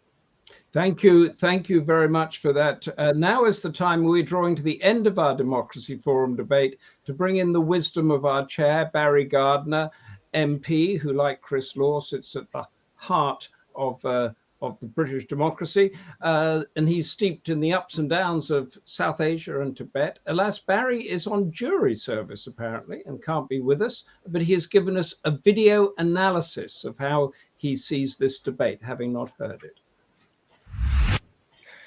My apologies that I can't be with you in person today. I'm actually in court, not as a defendant, I'm pleased to say, but I've been required to do jury service this week. So I'm really disappointed that I've been unable to listen and therefore properly respond to the comments of our panelists this afternoon. But I will enjoy viewing the broadcast later. No doubt I'll find out just how ignorant and how wide of the mark my own contribution is. You do have to admire the directors of Democracy Forum for their extraordinary prescience in choosing the topics for our seminars, which they do, of course, months in advance. How could they have guessed all those weeks ago that the 31st Home Minister would announce his Vibrant Villages programme in Arunachal Pradesh just before this meeting? Indeed, how could they have foreseen that in addition to the palm and 5 fingers, Tibet would now have a tongue? It really is beyond clairvoyance. An integral and inalienable part of India is how Amit Shah described Arunachal Pradesh as he objected to China's objection to an Indian Home Minister visiting an Indian state. But China, of course, claims it is part of South Tibet and said that Shah's visit is not conducive to the peace and tranquility of the border situation. So perhaps we should remind ourselves that in 1947, India only posted 75 border police to patrol the Indo-Tibet border, which stretched all the way from Ladakh to Arunachal Pradesh. Today, China deploys nearly 50,000 soldiers to the Indo-Tibet border areas, whilst India has approximately 35,000 troops on its northern border. This military presence on the world's highest contested border doesn't come cheap. According to a CIPRO report, India's military expenditure was $71.1 billion in 2019, which ranked as the 3rd highest in the world after the US and China. And about 10% of that was specifically down to the shared border with China, the Chinese occupation of Tibet and the subsequent signing of the Panchil Agreement. Cost alone, then, would make the status of Tibet the key element of Sino-Indian relations. The demilitarization of the Tibetan plateau, however, seems much more a wish for a distant past than a realistic prospect for the geopolitical future. So let's look at the status and governance of Tibet. Historically, it's enjoyed long periods of greater and lesser autonomy. In the modern era, one looks to the communist victory in the Chinese Civil War in 1949, at which point Tibet was either invaded or liberated according to your political preference. Prior to this, the 3 provinces of Tibet had been governing their own affairs since the fall of the Qing dynasty in 1912. Central Tibet, headed by the Dalai Lama in Lhasa, Kham in the east, and Amdo in the northeast, both of whom regarded Lhasa as a cultural and religious center rather than a political one.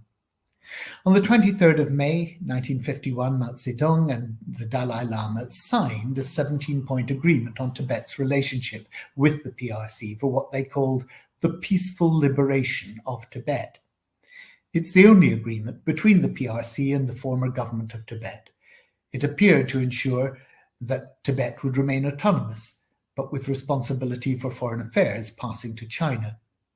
Now, of course, the legitimacy of the 17-point agreement has subsequently been rejected by many, including the Dalai Lama, who said that, as a young man, he'd been faced with little choice but to sign it.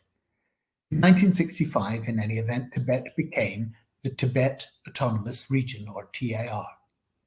In the 1950s, both Kham and Amdo were subjected to political and economic control from Beijing, including land redistribution policies. This included the closing and destruction of monasteries, the communalization of land, the introduction of struggles against class enemies. And it was in these regions that unrest against Chinese communist rule began, quickly spreading to central Tibet by 1957. By 1959, this became the full-scale Tibetan uprising in Lhasa by what the Chinese leadership called rebel forces. On the 10th of March 1959, resistance to the communist reforms and Chinese rule exploded into the Tibetan uprising. Over 300,000 protesters tried to protect the Dalai Lama from Beijing and called for an independent Tibet. The People's Liberation Army was sent in, and almost 90,000 Tibetans were killed. The Dalai Lama, of course, fled to India and set up the Tibetan government in exile, or the Central Tibetan Administration in Dharamsala. Now, in 2021, Xi Jinping was the first leader in 30 years to actually visit Lhasa. But the strategic value which he places on Tibet can be seen by the fact that he has published 3 white papers on Tibet in just the last 8 years. In 2013, he declared at China's National People's Congress, "To govern the country well, we must first govern the frontiers well. And to govern the frontiers well, we must first ensure stability in Tibet." So, what did she believe that stability required? The answer is social and economic growth. Historically, an agrarian economy, hard labor, working land owned by the monasteries or the nobility, Beijing began a program of infrastructure investment. In 2007, that was $13 billion allocated to projects like the Nagari Airport and improved water, electricity, rail, and telephone networks. At the 11th People's Congress of the Tibet Autonomous Region in 2021, Yan Jinhai, the acting chairman of the regional government, stated that GDP was now 32.86 billion, and per capita disposable income for the region's rural residents had grown 14%. Per capita income had now reached $9,000, and Tibet was one of the fastest growing regions in China. The composition of Tibet's economy has been totally transformed. In 1978, agriculture comprised 50.7% of GDP. By 2021, manufacturing represented 36% and the service sector 56%. Do the math. Agriculture is now no more than 8%. There's now a series of hydroelectric dams under construction along Tibet's Yarlung Tsangpo River that will generate 60 gigawatts of power. That is triple the output of the Three Gorges Dam. And the Sichuan-Lhasa Railway is a $49 billion project linking Tibet to the economic engine of Chengdu in Sichuan province by 1,800 kilometers of electrified track that is supposed to be completed in 3 years' time. At the start of the project, President Xi said that it was about, and I quote, "maintaining national unity, promoting ethnic unity, and consolidating stability in border areas." A number of commentators have criticized these investments as cynical moves to subdue discontent amongst Tibetans by offering development and modernity. And the Free Tibet campaign, based in London, has said that they are seeking to win hearts and minds of Tibetans whilst using control and repression of religion to erase national religious identity. What we should ask is, cynical though they may be, are they working? Much more worrying is the clear evidence that where there is carrot, there is also stick. The mass labour camps in which 500,000 workers are reported to be put on training schemes to develop work discipline, Chinese language, and work ethics, as it's called, do not exactly speak of promoting ethnic and national unity, more national and ethnic uniformity. They're not the same thing. The Human Rights Foundation report 2 years ago sets all of this out in great detail, saying that Beijing wants to create a society that is perfectly molded to the ideological tenets of Xi Jinping, or what the CCP refers to as the Chinese dream of national rejuvenation, a society that is Sinocentric, socialist, and homogeneous, where religious and cultural plurality are seen as hindrances to the Communist Party's policy of assimilation. Space for genuine political participation is non-existent, despite promises of political autonomy. The government claims to safeguard national security, to eradicate terrorism, separatism, extremism, but the war against terrorism is actually used as a pretext to hamper political involvement. People are encouraged to become what they call true patriots, individuals who are fiercely loyal to the party. These policies target younger generations and aim to destroy all Tibetan cultural identity. This is backed up by the policing of religious practices to suffocate religious freedom. So let's return to Arunachal Pradesh. It will take more than Amit Shah renaming Kibitu as India's first village to counter the amassed power of China's infrastructure and investment with its harsh social and cultural repression to row back the Chinese ambitions for Tibet's palm and the 5 fingers that Beijing calls Ladakh, Nepal, Sikkim, Bhutan, and Arunachal Pradesh. Thank you, Barry. In absentia, we have got about 2 minutes left. I would like to go around the panel very quickly. We have a question in from Zipsel Lamo. Do you think the middle way approach is an essential strategy for the future goal? Give us a yes or no answer, starting, I think the Sikyong has gone at the moment, so let's start with Chris Law.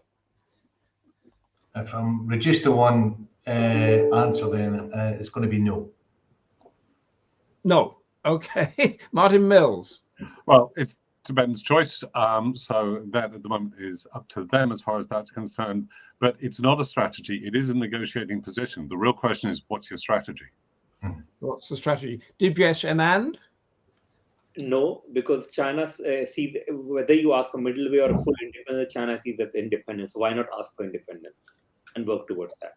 Ask for independence. That's my view, but that doesn't mean said that. Yeah, definitely choose. That's great. What a fantastic debate, an insightful debate we have. We are out of time. Read more about all these issues and much more in our sister magazine, Asian Affairs. The latest issues about China, about India, going into places that most mainstream media does not touch. We are also running editorials and thoughts at the moment about whether the Indo-Pacific needs its own charter and how that might differ from the United Nations Charter. And that is going to be a big debate. We have a May webinar on May the 24th coming up. The title is China and the US Effects of Competing Hegemonies in the Indo-Pacific. I've just seen that the May 24th date is to be confirmed, but please watch out for it. Thank you for our fantastic panel for drilling down and looking at the middle way and all those various elements and extremes attached to Tibet. Thank you, Lord Charles Bruce, for so starkly giving us our backdrop. And from me, Humphrey Hawksley, and all the team at Asian Affairs and the Democracy Forum. Thank you for being here, and until next month, goodbye.